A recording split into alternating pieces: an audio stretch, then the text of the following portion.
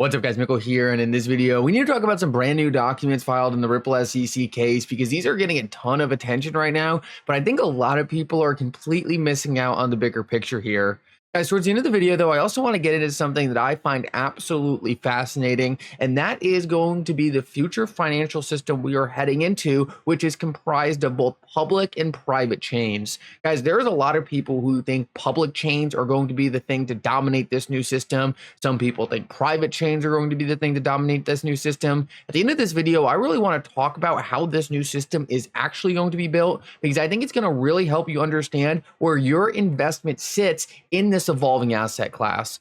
Like always, your support means so much to this channel. Thank you to everyone who takes the time to like the videos and subscribe to the channel. These two things really do mean so much. Also, if you need a good place to buy some XRP, make sure to check out my favorite exchange Uphold down in the description of this video. With that said, let's jump right into it, and I hope you guys enjoy the content. So guys, I want to start this video out and just quickly tell you about something that I believe is an amazing opportunity for people who want to get access to Ripple equity. Guys, if you join the Beyond Broke Mastermind group and use the code Mickle 1 month, you are going to get a free month in that group, and it's going to ultimately allow you to invest in Ripple, the company, even if you're not an accredited investor. Guys, I know a lot of people out there have large XRP positions but aren't accredited investors and therefore can't invest in Ripple, the company.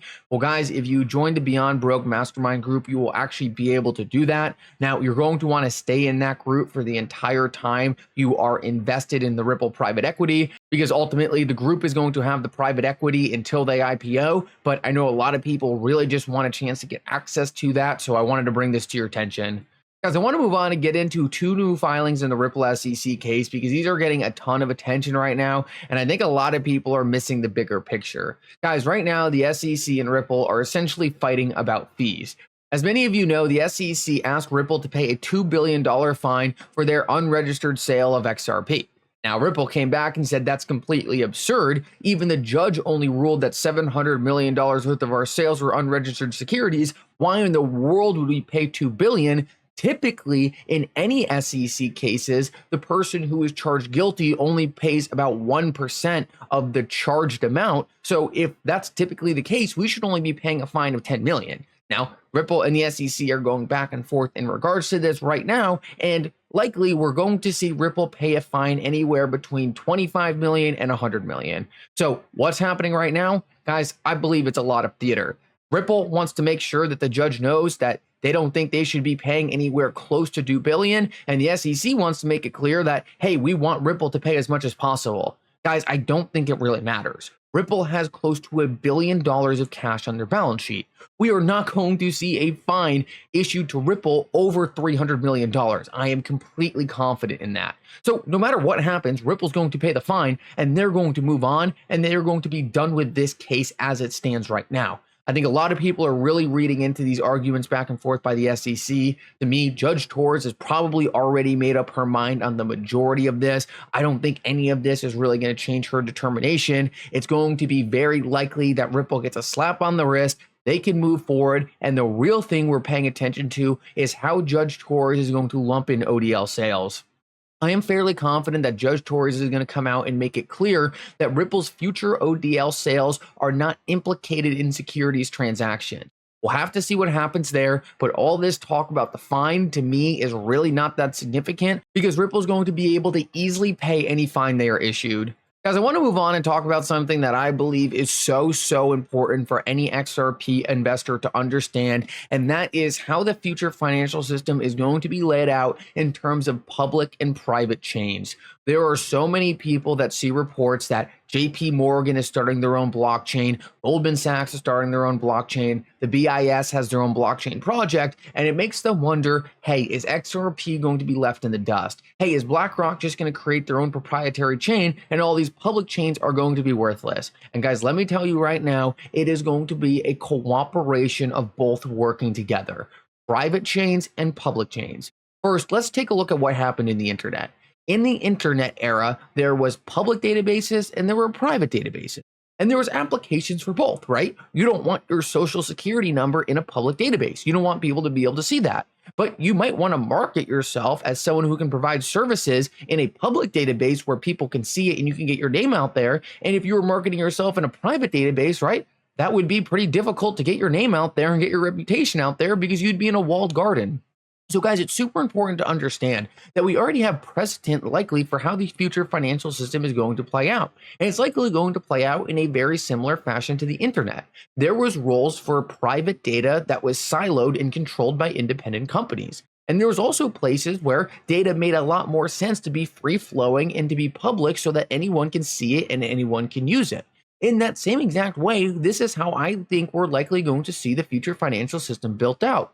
It's not going to make sense for everything to be on a public blockchain. Guys, do you want your bank statements on a public blockchain? Do you want your neighbor to be able to see into your bank account? Do you want everyone in the world to know what you just bought? No, of course not. That doesn't make any sense, right? Nobody wants that. People want privacy, and privacy is not really something that happens on a public blockchain. Now, does that mean there's zero utility for a public blockchain? No, absolutely not. We know that in order for people to interact with one another in a fair marketplace or on a level playing field, you absolutely need a public blockchain. Public blockchains allow for a decentralized ledger that no one can manipulate or control. So there is massive utility to both sides of this. But the people who think that only one solution is going to win or only one solution is going to dominate do not understand that that is not how it worked with the internet, and that's not how it's going to work here. I wanted to show you this. I talked about it in my video the other day, but I think it is so critical to understand. This is from the CIO of BlackRock. A few years ago, we thought private permission blockchains would lead. We now realize public blockchains are better. And it's also important to understand that the person who forced BlackRock to change their position on this was actually Robbie Mitchnick. He is a former Ripple board member who created the XRP price calculator. So guys, the very person who convinced BlackRock to change their stance on private permission ledgers not ultimately being what they're cracked up to be and public decentralized ledgers being more important just so happens to be a former Ripple board member who is obviously extremely bullish on XRP. It is so easy to understand how this future financial system is going to play out when you look at both private and public chains working together. BlackRock is obviously going to have their own private permission database. It only makes sense. They don't want their competitors to be able to see what they're doing. But they are also fully aware now, because of Robbie Mitchnick, that that private solution does not replace any public solution. They are still going to need public liquidity. They are still going to need interoperability. They are still going to need to transact with other institutions that don't want to use their private permission system. And that is where the public decentralized blockchains step in. They are the interoperability layer. They are the connecting layer. They are the layer that connects all these closed gardens and all these proprietary solutions. I really do believe that in the future, every single individual, every single country, every single large institution is going to have their own private permission system. But that doesn't change anything. That's just an upgrade to the infrastructure we already have in place. It doesn't create interoperability. It doesn't create a public network. It doesn't create a way for people to be able to interact with one another in a trustless and neutral fashion. This is why public blockchains are critical to creating the interoperability and connecting the private solutions. Guys, I don't want to have to trust anyone for my money. I don't want to have to trust anyone for my finances. And for me to have to leverage the same exact system anyone else is using doesn't make sense if I don't specifically want to use it. I don't want them to be able to manipulate my data or my own financial situation. So I can control my own data on my own private permission system and then use something neutral like the XRP ledger to interconnect with any other person's systems out there without having to trust them or worry about them being able to manipulate my system. Guys, it has been clear to me for a while that this is how I thought the future financial system was going to play out. I have done countless videos on it, but at the time it was all my speculation. It was me reading into these things and guessing and saying, hey, this is what makes the most sense to me, but I didn't yet have the confirmation. What we got the other day is the largest asset manager in the entire world